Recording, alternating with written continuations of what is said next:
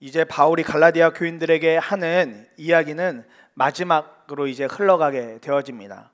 6장의 상반절에서는 지난 5장에 쭉 이어서 성령을 따라 사는 삶이 누리는 기쁨과 섬김에 대하여서 이야기를 합니다. 성령의 인도하심을 따라 사는 사람이 나타낼 증거는 오직 사랑입니다. 사랑을 통하여서 성령이 충만한지, 성령으로 살아가는지, 성령의 인도하심을 받아 사는 사람인지 극명하게 드러나게 되어집니다. 믿음이 사랑을 통해서 드러날 때 성령께서 함께하는 삶이라는 것을 누구나 다 보게 되어집니다. 성령을 통해서 그 일을 보게 되어집니다. 그러니 이런 목회자나 이런 교우들이 넘쳐난다면 더 이상 교회와 성도들은 율법으로 모든 것을 판단하지 않고 복음이 허락하는 놀라운 사랑으로 연합이 되어질 것입니다. 성령으로 사랑을 믿음으로 받아들이고 그것이 충만한 목회자와 교우들이 계속해서 생겨난다면 그 일을 통해서 사랑 때문에 연합되어지는 놀라운 은혜가 부어지게 될 것입니다. 그리고 나서 바울은 이제 말씀의 마무리를 짓기 위해 마지막 경고와 축복의 메시지를 던집니다. 특별히 6장 11절 이후의 말씀은 바울이 직접 적은 글입니다. 그 앞에까지는 바울이 하는 이야기를 다른 사람이 대피를 해왔다면 이제 마지막 부분에 가서는 직접 바울이 펜을 들고 이 갈라디아 교인들에게 마지막 당부와 같은 글을 적고 있다라는 것입니다. 사회적, 인종적으로 나누어지고 유대인의 법을 지켜야 구원받을 수 있다고 말하던 거짓 교사들, 또 복음을 알고 있음에도 거짓 교사들이 하는 여러 이야기들에 마음이 다 흔들렸던 그리스도인들에게 단단히 당부의 말을 바울이 전하고 있습니다. 얼마 전 한 신문에서 지금 현대인들의 자랑하는 문화에 대하여 한 수필가가 적어놓은 이렇게 짧은 글을 하나 보게 되었는데요. 입만 열면 자랑하는 사람, 쓸쓸해서 그런 거죠 라는 제목으로 달려진 글을 하나 보게 되어졌습니다. 그 글 속에는 자랑하는 기술과 우리가 자랑을 통해서 이루고 싶은 욕망들, 그것들을 이렇게 글에 표현을 해냈는데 내용이 이렇습니다. 자신을 자랑하는 일에 노련한 사람들은 먼 곳 이야기부터 살살 하다가 결국 자랑으로 연결하거나 먼저 뭘 묻고 대답 중간에 치고 들어갈 틈을 노리기도 한다. 반면 젊은 층은 SNS에 뭔가 슬쩍 노출시킨다. 명확한 칭찬이나 축하는 사양하고 일반적으로 내보이고 끝나는 것이다. 좋은 레스토랑, 항공사의 라운지, 또 명품 가방, 해외여행 등등 자랑을 통해 과감한 소비의 가성비가 조금 더 높아질 수도 있다. 공식적인 자랑의 자리도 있다. 모임에선 아예 처음부터 나 오늘 자랑 좀 할래 신고하고 나중에 자랑 값은 그럼 내야지 하며 식사비 계산하면 된다. 또 손주 자랑 공식 협찬금은 5만 원이다. 나름대로 질서를 유지해가는 자랑의 방법들이 있다. 이렇게까지 해가면서 자랑을 해야 할까? 물론이다. 자랑은 참기 힘들다. 주식이 조금 오르거나 아이가 남들 다 받는 피아노 콩쿨 트로피만 받아와도 떠들고 싶다. 그만큼 우리는 생기는 것 없이 각박하게 하루를 산다. 요즘 같은 때 아이의 대학 합격 소식을 어딘가에 전하지 않으면 그동안의 고생을 무엇으로 보상받는다는 말인가? 자랑은 결핍과 외로움의 표출이다. 함께 모여 살던 시절에는 이웃에 무슨 일이 있으면 먼저 다가가 함께 좋아해 주었다. 아기가 태어나고 걸음마를 하게 되면 걸음마를 시작하고 처음 엄마 소리를 한 것 모두에게 신기하고 즐거운 일이었다. 그러면 고마워하면서도 다른 사정이 있는 이웃을 생각해서 표현 수위를 조절했다. 공동체의 미덕이자 질서였다. 그런데 시멘트로 차단된 도시에서는 주변에 크고 작은 기쁨을 함께할 사람이 없다. 그런 행동 자체가 침범이다. 그러니 좋은 일을 못 참겠으면 먼저 말할 수밖에 없다. 누가 먼저 다가와서 축하해줬다면 자랑이 덜했을지 모른다. 인터넷 카페에 생면부지의 사람들을 대상으로 오늘 자랑 좀 할게요 라는 글이 올라오는 것에 보면 현대인의 외로움이 살갗으로 느껴진다, 이런 글을 적어놨어요. 현대의 사람들이 자랑하고 싶어 한다는 겁니다. 자랑할 것이 많은데 또 옛날 같지 않다라는 거예요. 옛날에는 자랑할 분위기도 만들어주고 서로 자랑을 주고받아도 그것이 별로 어렵지 않은데 현대에는 자랑하려고 하면 때로는 값을 치러야 되고 때로는 그 자랑에 대한 분명한 타이틀이 있어야만 자랑을 하게 된다는 겁니다. 그런데 자랑하는 이유와 목적이 있다는 거예요. 너무 외로우니까. 다른 사람과 교제가 현저히 줄어들고 차디찬 시멘트 바닥에서 살아가는 현대인의 삶 속에서 자랑할 누군가를 찾기가 참 쉽지 않으니까 어디든 자리가 주어지면 자랑하고, 아니면 SNS 상에라도 좀 흘려보내서라도 어떻게든 나에게 일어났던 어떤 좋은 일에 대해서, 자랑하고 싶은 일에 대해서 자랑하고 싶다라는 것입니다. 사랑하는 여러분들은 얼마만큼 자랑하며 사십니까? 또 무엇을 자랑하면서 살고 계십니까? 무엇을 그토록 자랑하며 살고 계십니까?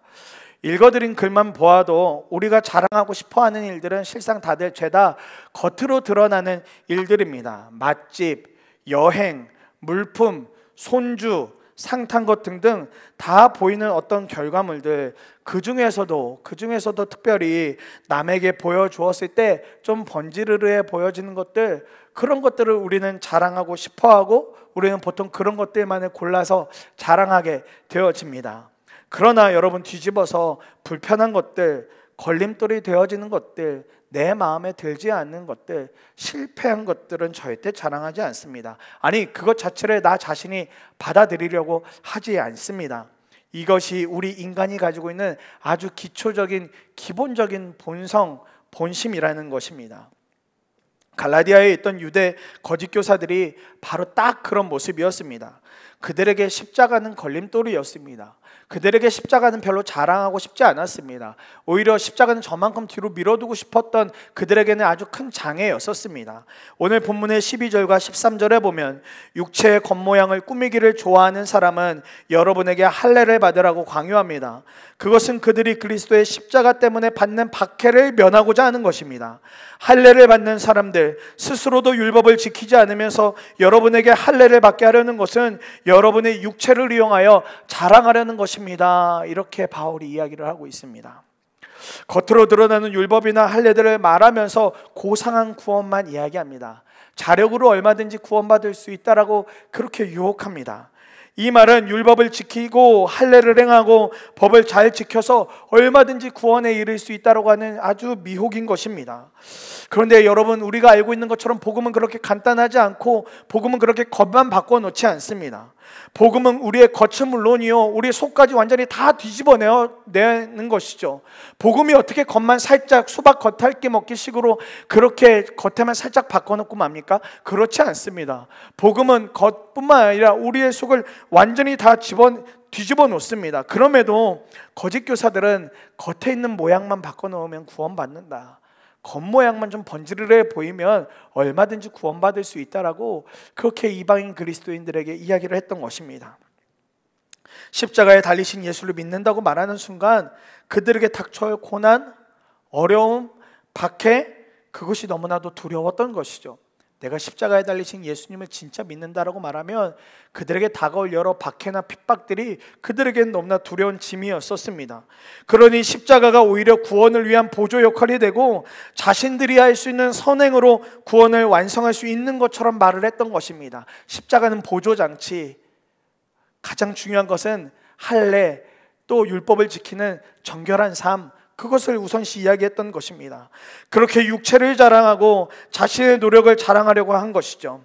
이런 메시지를 들으니 얼마나 귀가 팔랑거리고 열리겠습니까? 특히 이방인 그리스도인들에게 있어서 이 이야기는 왠지 복음이 더 업그레이드 된 것 같고, 차별화된 또 다른 복음이 있는 것 같고, 저렇게 생활하면 자기가 더 완벽한 구원을 받을 것만 같은 착각을 주어지는 아주 귀가 솔깃해지는 이야기였었습니다. 그런데 저와 여러분들은 이런 이야기에서 자유로우십니까? 우리도 자꾸만 복음에 무언가를 더 하려고 하지 않습니까? 그것을 통해서 좀 더 완벽한 구원을 이루려고 그렇게 노력하지 않으십니까? 그런 일들이 있죠. 우리 신앙의 연수가 더해지면 우리가 구원을 위해서 좀 더 잘 다름질해 가고 있는 것 같습니다. 또 신앙의 직분이 달라지고 바뀌어지면 그 직분 때문에 우리가 구원으로 무언가 더 가까워진 것 같다라는 착각을 하며 살 때가 있습니다. 또 선한 일을 하거나 교회 안에서 어떤 헌신이나 봉사를 많이 하면 그 일 때문에 하나님에 향한 구원이 더 가까워지고 더 완벽해지는 것 같이 우리가 착각할 때가 있지 않으십니까?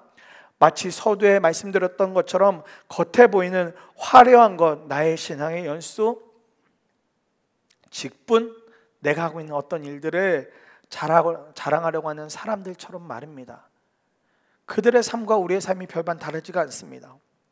저는 바울이 마지막으로 이 갈라디아 교인들에게 전하는 이 간절한 권면의 호소를 통해서 갈라디아서 속에서 드러난 복음이 주는 마지막 답을 함께 나누길 원합니다. 지난 월요일부터 오늘까지 복음이 답하다라는 주제로 짧은 한 주 동안의 시간 말씀을 전하고 있는데, 오늘 마지막으로 바울이 이 갈라디아 교인들에게 말하고 있는 복음이 주는 답, 복음이 우리 삶을 어떻게 이끌고 가고 복음이 얼마나 우리에게 소중한 것인지 한번 말씀을 통해서 나누기를 원합니다. 가장 먼저 복음을 전하는 바울에게 있어서 가장 큰 자랑거리는 다른 것이 아니었습니다. 예수 그리스도가 달리신 십자가였습니다. 오직 십자가, 오직 십자가. 14절 말씀에 그런데 내게는 우리 주 예수 그리스도의 십자가밖에는 자랑할 것이 아무것도 없습니다. 그리스도로 말미암아 내 쪽에서 보면 세상이 죽었고 세상 쪽에서 보면 내가 죽었습니다 라고 바울이 고백을 하고 있습니다. 우리가 아는 대로 바울 이 한 사람, 바울 자신을 본다면, 종교적으로 본다면 그는 오히려 그 당시에 있던 거짓 교사들 만만치 않게, 아니 오히려 그것 이상으로 자랑할 것이 많던 사람이었습니다. 바울이 본인을 소개할 때 빌립보서에서 이렇게 소개를 합니다. 빌립보서 3장 5절과 6절에 나는 난지 8해 만에 할례를 받았고 이스라엘 민족 가운데서도 베냐민 지파요 히브리 사람 가운데서도 히브리 사람이요 율법으로는 바리새파 사람이요 열성으로는 교회를 박해한 사람이요 율법의 의로는 흠잡힐 데가 없는 사람이었습니다. 바울이 그렇게 자신을 이야기합니다. 좋은 연줄, 좋은 가문, 또 좋은 학교, 최고의 신학을 배웠던 사람이 바울이었습니다. 아마 거짓 교사들 중에서는 대적이 되지 않을 만큼 자랑할 것이 실제로 본다면 참 많았던 사람이겠다 싶습니다. 그러나 이 바울이 복음이신 주님을 만난 후에 바울의 삶이 완전히 다 뒤집어졌습니다. 복음이신 예수 그리스도를 만난 후에 그가 삶이 완전히 뒤집어졌습니다. 그리고 나서 하는 고백이 있죠. 이 모든 것이 다 이제는 배설물이라고, 자기가 여겼던 자랑거리라고 했던 모든 것들이 다 배설물이라고 말합니다. 연이어서 이렇게 고백을 합니다. 연이어서 이렇게 나옵니다. 빌립보서 3장 7절과 8절에 그러나 나는 내게 이루었던 것은 무엇이든지 그리스도 때문에 해로운 것으로 여기게 되었습니다.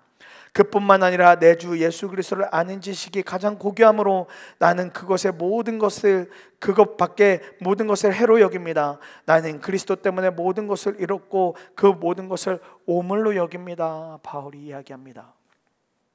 물론 빌립보서의 이 고백은 갈라디아 교인들에게 편지를 쓴 후에, 그 한참 후에 바울이 한 고백이지만 그것과 상관없이 바울이 그의 인생에서 복음을 만난 후에 어떤 삶을 살았는가를 아주 분명하게 보여주는 장면이라고 싶습니다.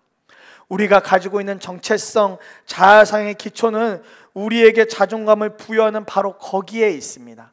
우리가 마지막 자존심이라고 여겨지는 것, 마지막 자존감이라고 여겨지는 것, 거기에 우리의 많은 정체성과 자아성의 기초가 있습니다. 그리고 그것이 보통은 우리의 자랑거리가 되어집니다. 내 자존심이라고 여겨지는 것, 그것이 보통은 우리의 가장 큰 자랑거리, 가장 크게 드러내고 싶은 점이 되어지는 것이죠.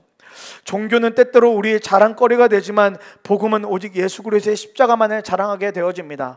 여러분, 정통 기독교가 아닌 이단들이 이야기하는 일들이 대부분 무엇입니까? 자신들의 그 종교를 이야기하지 않습니까? 자신들의 종교에 오면 무엇을 할 수 있고 무엇을 할 수 있고 무엇을 할 수 있다라고 보통의 이단들, 또 이단이 아니어도 다른 종교들은 보통 본인들의 종교에 오면 어떤 일들을 할 수 있다라고 그렇게 이야기하고 그렇게 포교합니다. 그러나 정통 기독교, 그리스도를 믿는 사람들은 뭐라고 이야기합니까? 우리는 오직 복음이신 주님만 자랑합니다. 우리는 오직 복음이신 주님만 자랑합니다. 오직 그 십자가만 자랑합니다. 이렇게 이야기를 하게 되어집니다. 이것이 이단과 정통 기독교의 차이, 다른 종교와 우리 기독교의 차이인 것입니다. 예수 안에서 그만큼 우리의 정체성이 달라지게 된다는 것입니다. 예수를 믿게 되어지면 우리가 자랑할 것은 더 이상 다른 아무것도 있어서는 안 됩니다. 오직 십자가, 오직 예수 그리스도가 달리신 십자가, 그 한 가지만이 저와 여러분들의 자랑거리가 되어져야 하는 것입니다. 근데 여러분, 이 사실을 알고 계십니까? 성경은 스스로 자신을 자랑하는 것을 자제하도록 이야기하고 있습니다. 성경은 자기 자신의 다른 것들을 자랑하는 것에 대하여서 자제하라고 이야기합니다. 오직 자랑할 대상은 하나님 한 분밖에 없다라고 그렇게 성경에서는 이야기하고 있습니다. 예레미야에 보면 이러한 말씀이 나오는데 9장 23절과 24절에 나 주가 말한다. 지혜 있는 사람은 자기의 지혜를 자랑하지 말아라. 용사는 자기의 힘을 자랑하지 말아라. 부자는 자기의 재산을 자랑하지 말아라.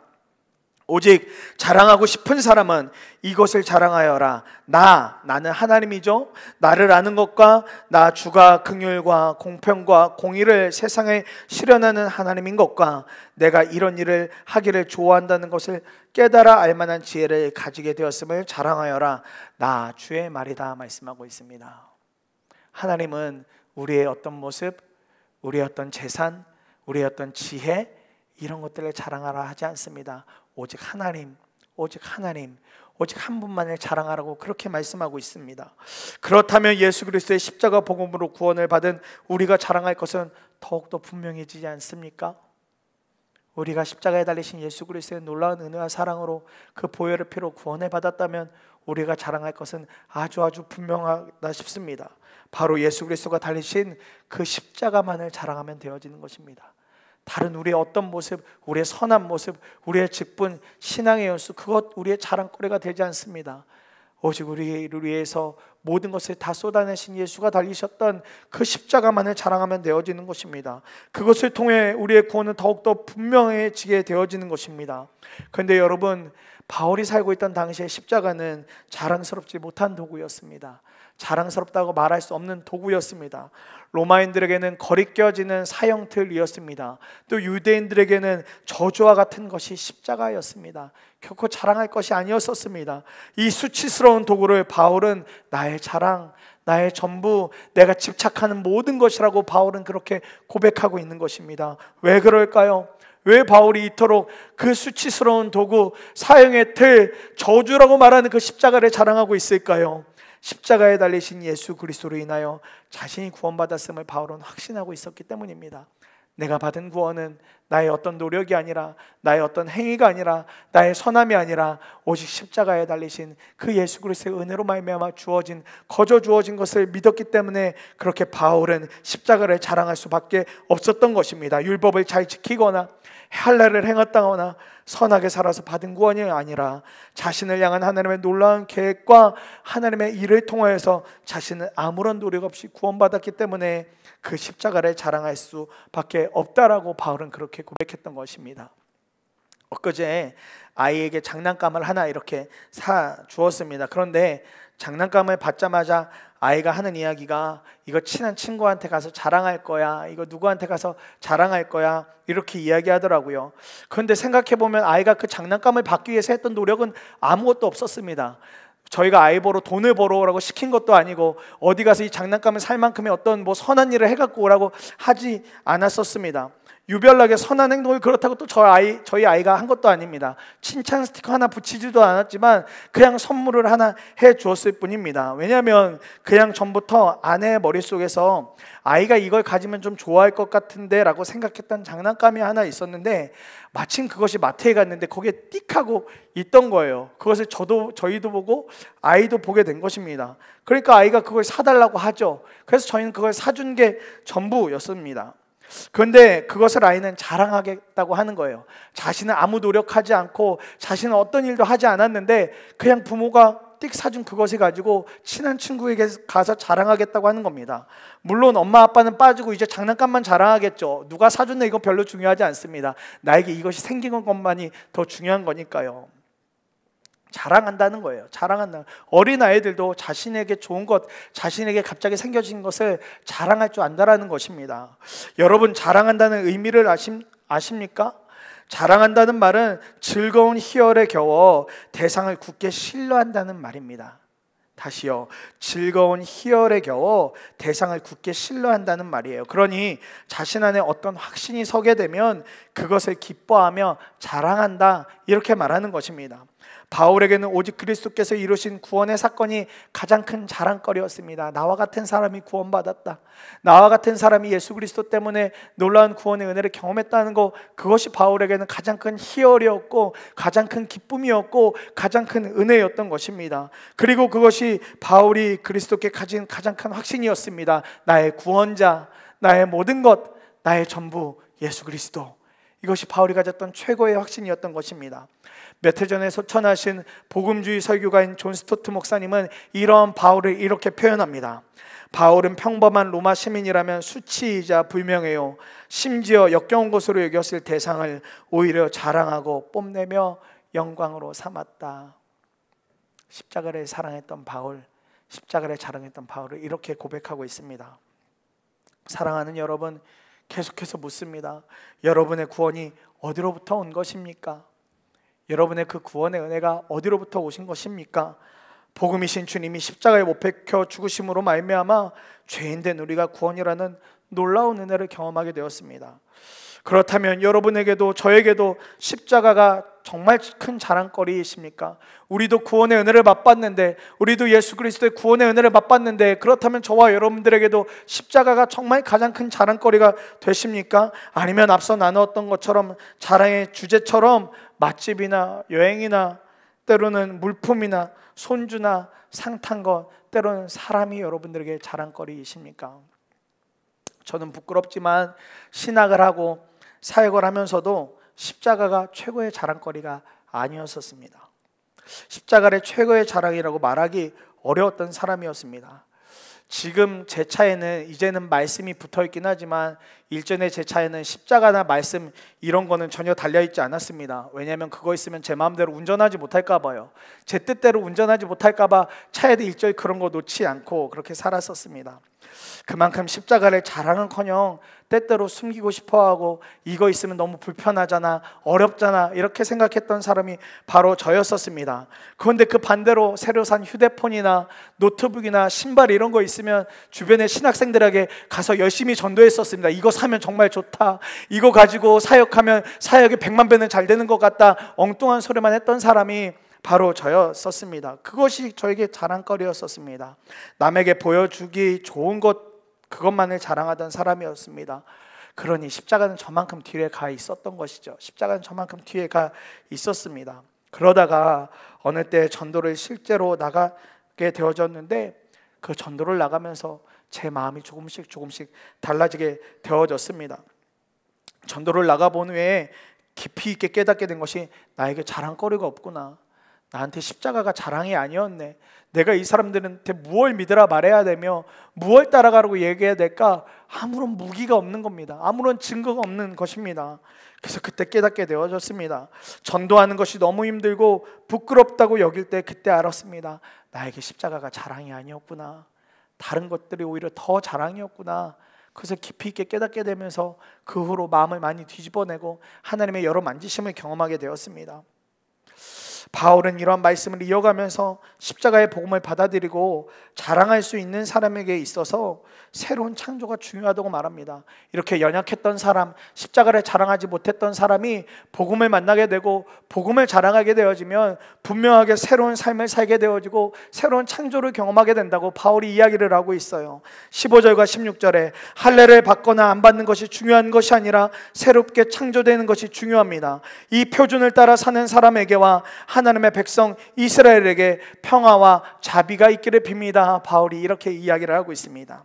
십자가에 못 박히신 주님을 통하여 우리는 전혀 다른 존재가 되어집니다. 복음은 우리 삶을 통째로 바꿔놓는 놀라운 능력입니다. 복음이 우리의 삶을 뒤바꾸면 우리는 이전과는 전혀 다른 존재가 되어지는 것입니다. 감사하지 못하던 사람이 감사를 찾게 되고 사랑하지 못하던 사람이 이제는 사랑을 할 줄 아는 사람이 되어지게 됩니다. 왜 그렇습니까? 어찌하여 이런 변화가 일어나게 되어집니까? 복음이신 주님이 십자가에 달리시면서 우리에게 분명하게 이 두 가지를 보여주셨기 때문에 그렇습니다. 그리고 보여주시고 고백하게 하시기 때문입니다.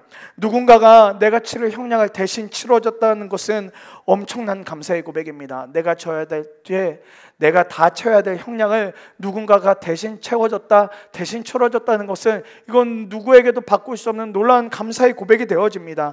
그뿐만 아닙니다. 그리고 그것은 그만큼 나를 사랑한다는 증거가 되어지는 것입니다.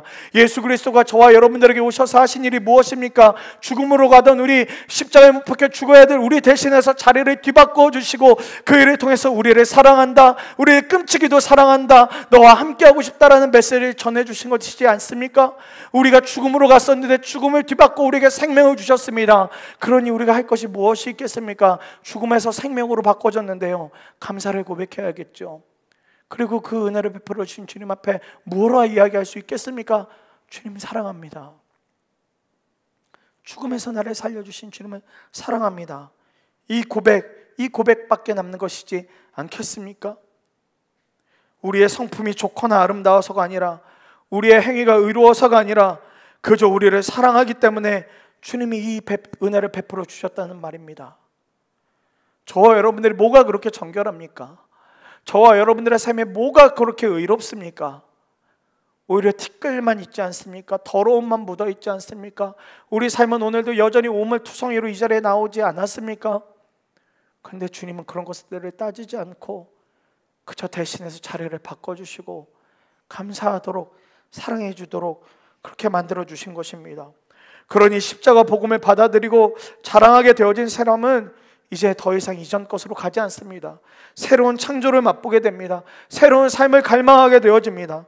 하나님에 대한 사랑과 감사가 터져나오게 되어지는 것입니다.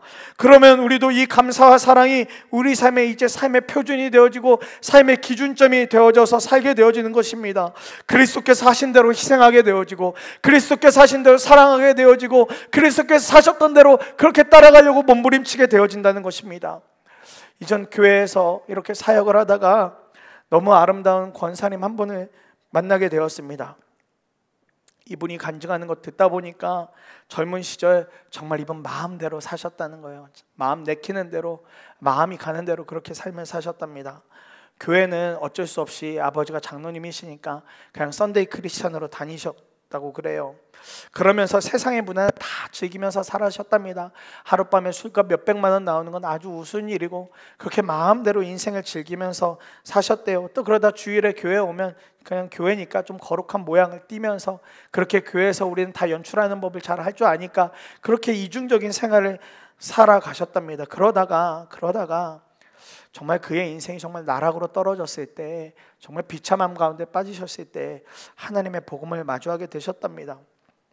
인생의 가장 밑바닥까지 내려갔을 때 이분보다 한참 어르신이신 성도님의 사랑을 보고 도대체 저게 뭘까?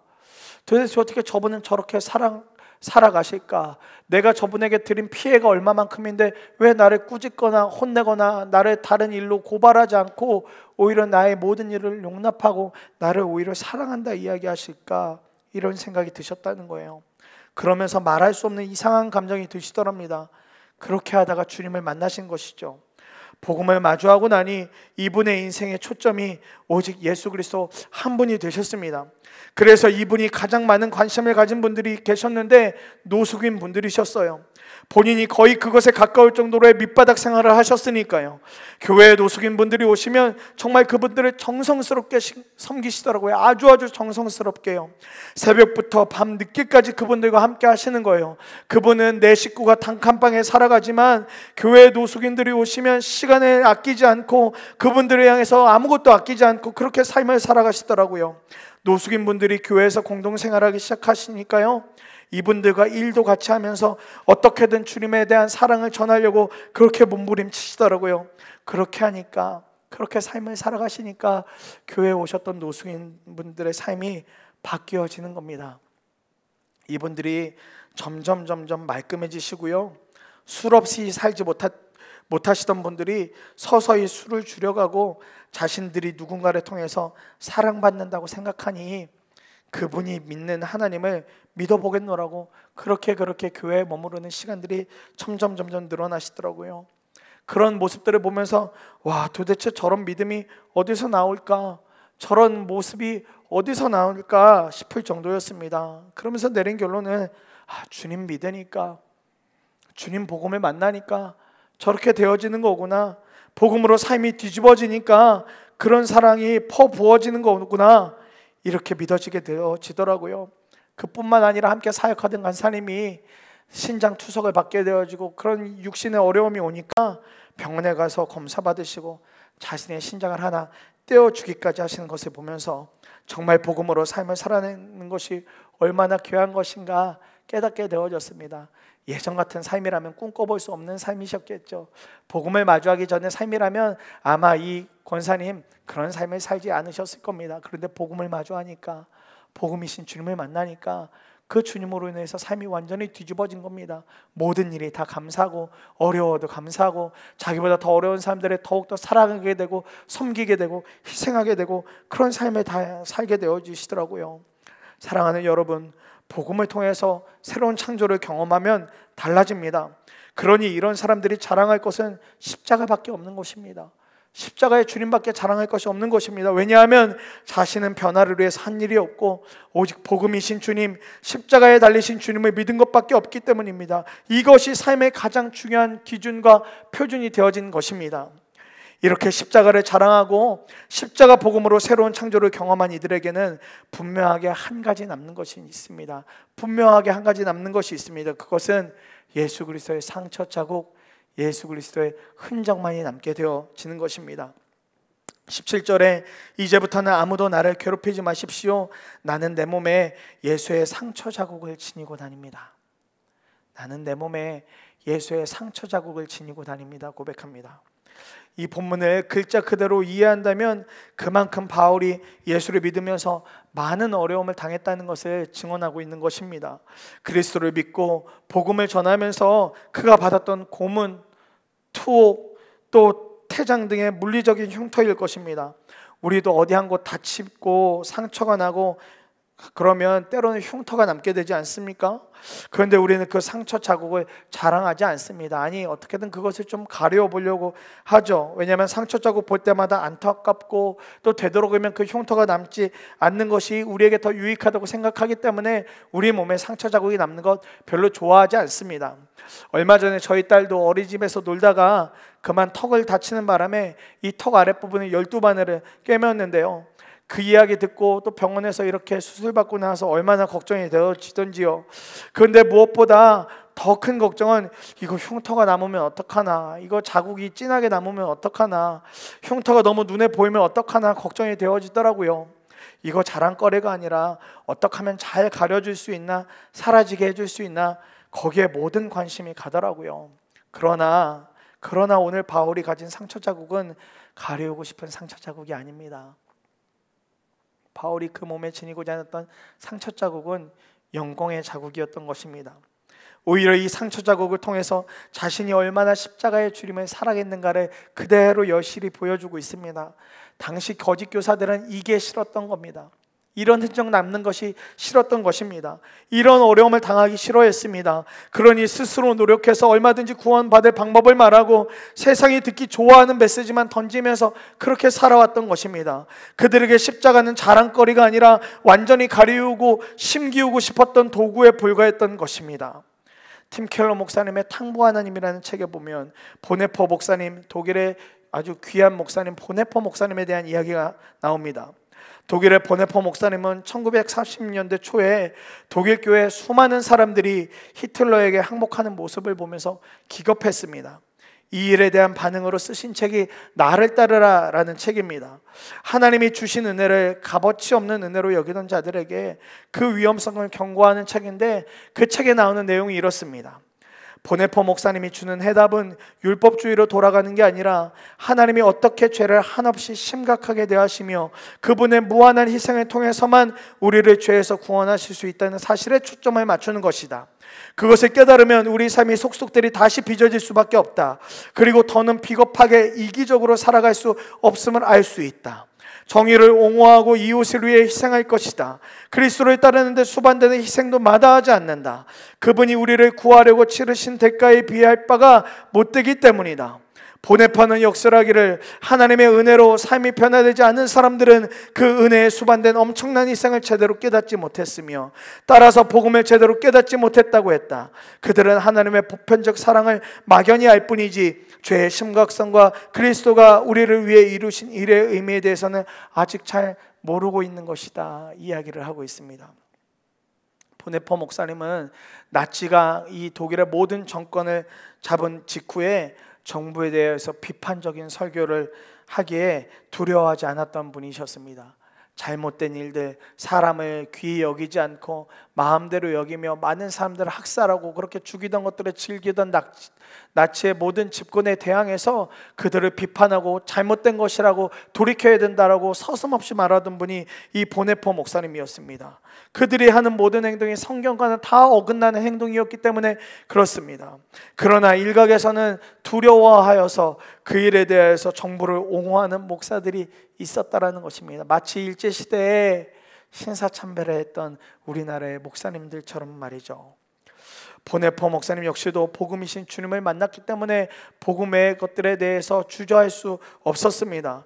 복음이신 주님을 만났기 때문에 그가 당하는 어려움은 별로 중요하지 않고 옳은 말을 할 수밖에 없었습니다. 정당하게 그 복음을 전할 수밖에 없었고, 복음이신 예수의 성경에 어긋나는 모든 행동들은 다 잘못된 것이라고 말할 수밖에 없었습니다. 그는 목숨을 바쳐서라도 복음이 변질되지 않기를, 자신의 국가가 타락의 길로 가지 않기를 간절히 바랬던 것입니다. 결국 그는 세계 제2차 세계대전이 맞춰지기 바로 얼마 전인 1945년 4월 9일에 39세라는 젊은 나이로 하나님 나라의 부르심을 받게 되어집니다.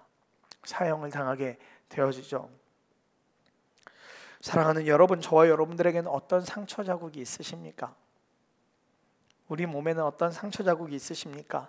이 말을 오해하지는 마십시오. 꼭 예수를 믿으니까 무슨 고난의 흔적, 상처를 남기라는 말이 아닙니다. 우리 마음에 늘 예수의 상처 자국을 기억하자는 말입니다. 예수 그리스도의 은혜의 그 상처 자국을 기억하자는 말입니다.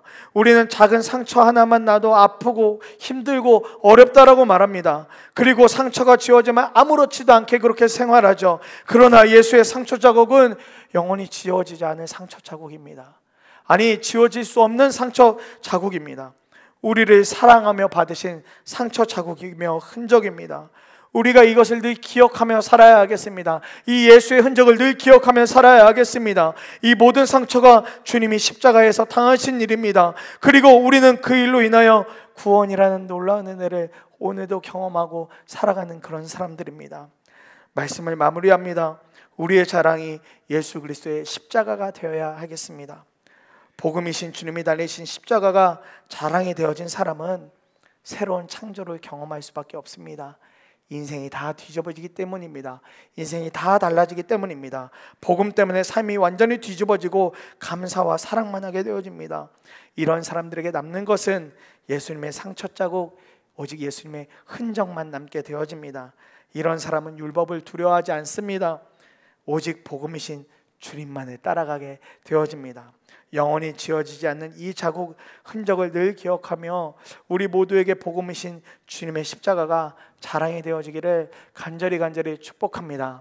이번 한 주 동안 복음이 답하다라는 말씀으로 부족하고 연약하지만 복음에 대한 말씀을 한 주 동안 나눴습니다. 다른 복음은 없습니다.